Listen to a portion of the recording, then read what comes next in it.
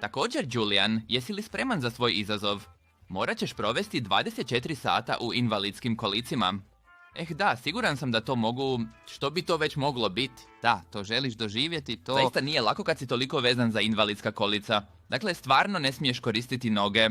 Pa, da, vidjet ćemo kako će to biti.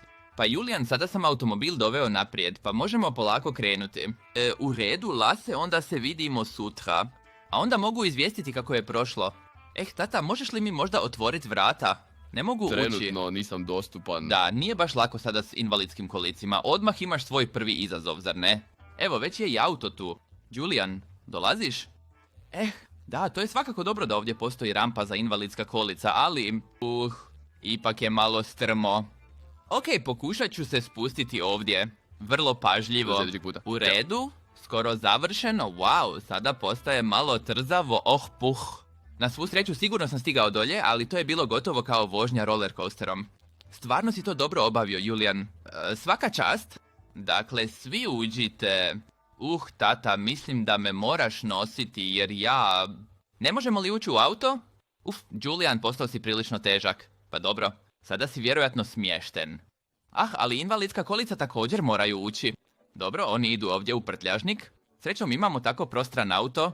Usput, Julian, već sam razgovarao s Klaudijom. Moramo proći kroz trgovački centar. Moramo danas popodne pokupiti kolač i haljinu iz čistionice. Da, u redu, sve jasno. Volim biti u trgovačkom centru. Hajde onda to učinimo. Sve u redu. Sve uključeno. Onda počinjemo. Tako je, Julian, već smo u trgovačkom centru. Super, jedva čekam vidjeti što ćemo danas doživjeti. Također se iznimno radujem kolačima. Čovječe, bilo je prilično mučno ponovno sjesti u invalidska kolica. To je nekako lakše kad jednostavno možeš izaći. Ali što je sada mogu ponovno voziti invalidska kolica? Juhu. Pa Julian, prvo ćemo tamo uzeti tortu. Tata, to je sada nekako baš glupo. Ovdje su sada posvuda stepenice, ne mogu se popeti s invalidskim kolicima. Što da sada radim?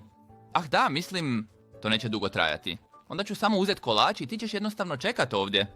I nemoj napraviti nikakvu nevolju. Čovječe, to je tako glupo sada. Htjela sam pogledat trgovinu kolača i sve, a sada samo sjedim ovdje. Tata je još uvijek u redu. To traje predugo. Dosadno je. Pa, ali imam invalidska kolica, mogu samo malo voziti u krug. Puno hvala. Titlovi zajednice Amara Org. Što je to bilo? Otkada ovdje postoje vozači u trgovačkom centru? Vozač invalidskih kolica. Mislim da sam udario glavo. Ne, oprosti. Nisam te uopće vidjela, a onda nisam pronašla kočnicu. Žao mi je. Što se to dogodilo? Oprostite, vratit ću se uskoro. To je moj sin. Moram se brinuti o tome. Julian, što se ovdje dogodilo? Osjećate li se dobro? Mogu li vam pomoći da se podignete? Da, hvala na pomoći. To je bio taj dečko tamo. Jednostavno me srušio. Da, kao što sam rekao, stvarno mi je žao. To nije bilo namjerno. Nisam je vidio. Da, Julian, moraš definitivno paziti kada voziš invalidska kolica. Nadam se da je sve u redu s njima. Niste se ozbiljno ozlijedili.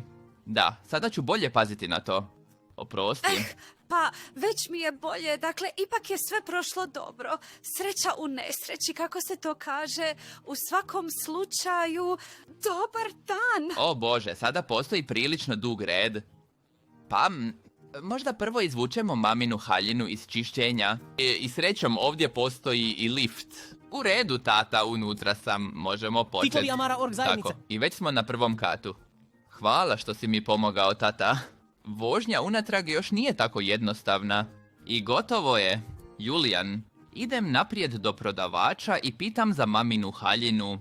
A ti bi najbolje ostao ovdje i ništa ne radio, da ne bi došlo do nesreće. Da, to je bilo prilično neugodno. Sada bih najbolje trebao izbjegavati puno vožnje. Taj šešir izgleda stvarno cool. Moram ga pogledati izbliza. Čovječe, volio bih to preskočit. Pokušat ću doći do toga. Ne, busta pada. Na mene. S ovim zamahom sada se vraćam potpuno natrag. Ne, pala sam u ovaj odječni stalak, sve se ruši. I tamo je sljedeći odječni stalak. Ops, opet sam napravila prilično... Lijepi kaos ovdje napravljen. Julijane, što to radiš?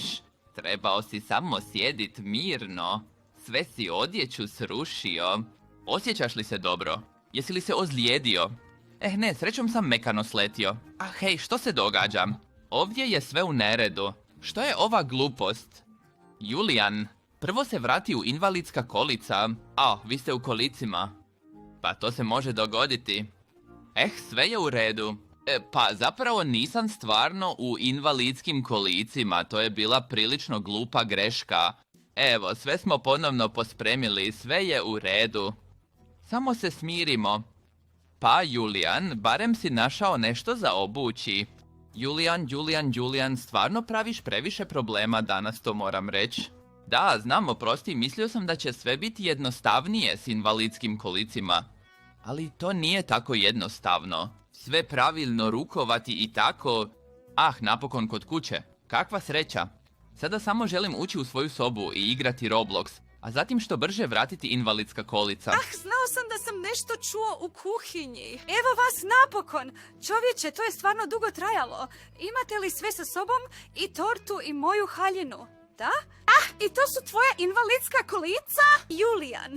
Dakle, tata Martin, on mi je već sve to rekao po telefonu. Dakle, već znam. Dakle, baš sam znatiželjan kako ćeš se snaći i što ćeš mi još reći. Imaš... Ali da, to je stvarno dobra stvar. Dakle, i možda je to ponekad važno i ispravno isprobat nešto i isprobat sebe da bi testirali kako se sve to osjeća i vjerujem. Stvarno mi je drago što to radiš, Julijan. Ponosan sam na tebe. Da, hvala mama. Ali moram reći, ovo je mnogo teže nego što sam zamislio.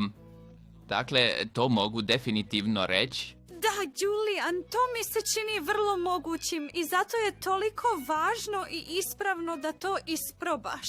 I da se stvarno razvije razumijevanje i empatija prema vozačima invalidskih kolica. Da, Klaudija, kolač i haljina su još uvijek u autu. Morao sam prvo pomoći Julijanu da uđe. U redu, da, nema problema. Onda ću brzo izaći i donijeti stvari unutra, a onda bih rekao, za sve ima kolača i kave. Martin, možeš li molim te pripremiti stol? Naravno, Klaudija, odmah to radim. Prvo ću početi s kavom. Ja, Julijan, kako cool, ti si zapravo vremensko... Ako nisi u kolicima, nikad ne bih mislio da ćeš to stvarno izvest.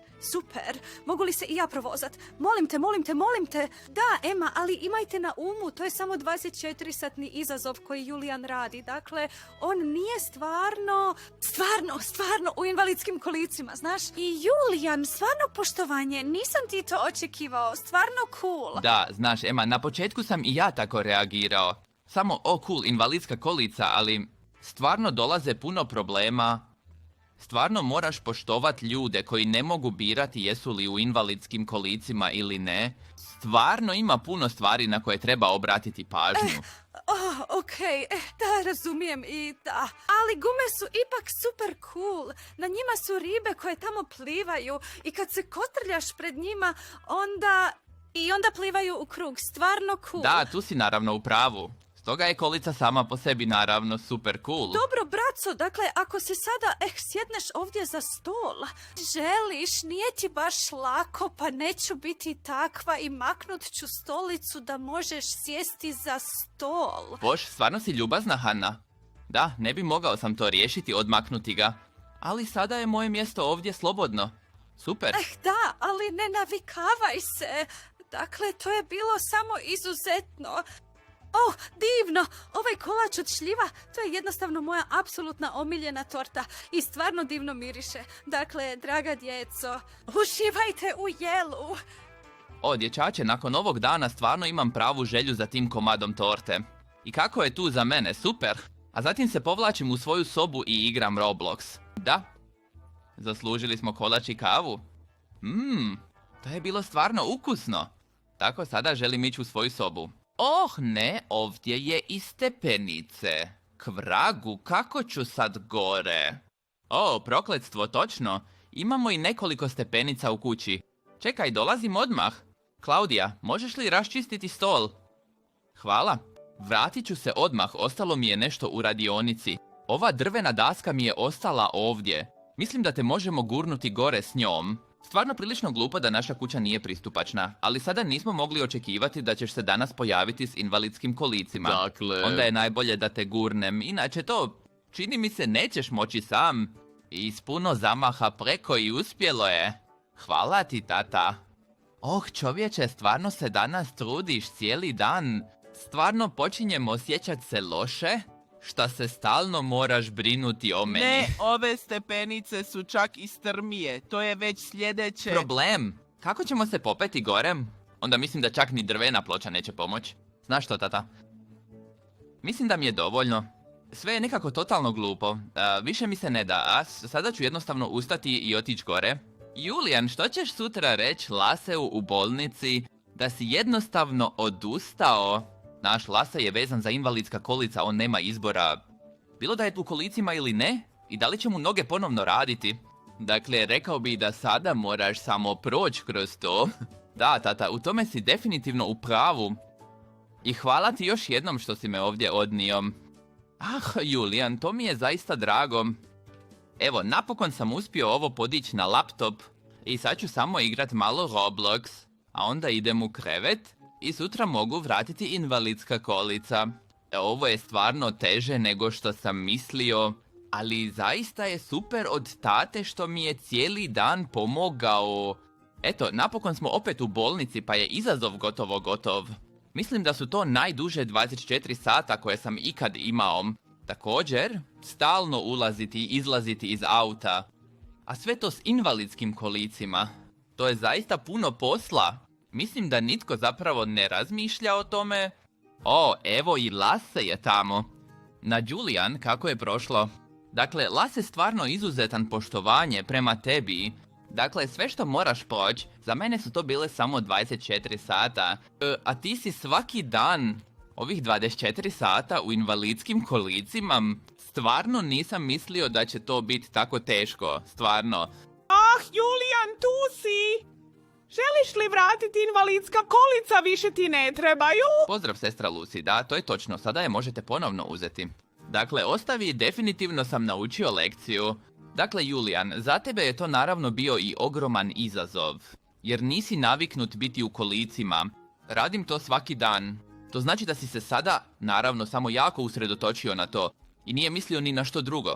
Za mene je sada to samo dio mog života i to nije jedini dio mog života. Kako inače hodaš, ja sam... Upravo u kolicima, baš kao što ti prolaziš kroz život, ja se kotrljam kroz život i to je možda, grubo rečeno, jedina razlika između nas.